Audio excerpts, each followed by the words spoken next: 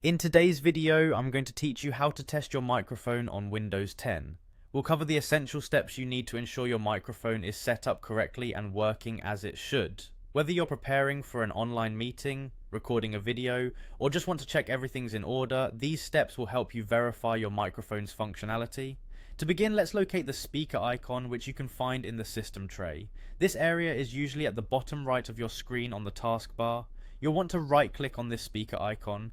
Doing so will bring up a menu with several options. Since we're focusing on your microphone settings, choose Open Sound Settings from this list. This will take you to a new window where you can manage various aspects of your computer's sound configuration. Once you're in the sound settings window, look for the input section. This is where you can select your microphone. You'll see a drop-down menu which lists all the available input devices connected to your computer.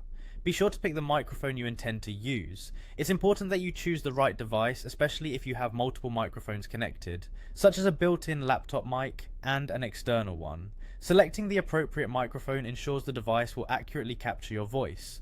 With your microphone selected, let's see if it's functioning correctly. Speak into your microphone as you would under normal circumstances, and keep an eye on the input volume level. There should be a blue bar that moves as you're speaking. This visual feedback is crucial. It indicates that your microphone is registering sound. If the blue bar moves when you talk, then congratulations, your microphone is working perfectly. This visual indicator reassures you that the sound is being detected by your system. However, if you don't see the blue bar moving, there could be a few reasons. Ensure your microphone is connected properly, not muted, and designated as the default recording device in the settings. You might also want to check whether your device requires any specific drivers or updates. With these simple steps, you should have a fully functional microphone ready to go. Regularly checking your audio devices can save you a lot of trouble, especially when preparing for important calls or recordings.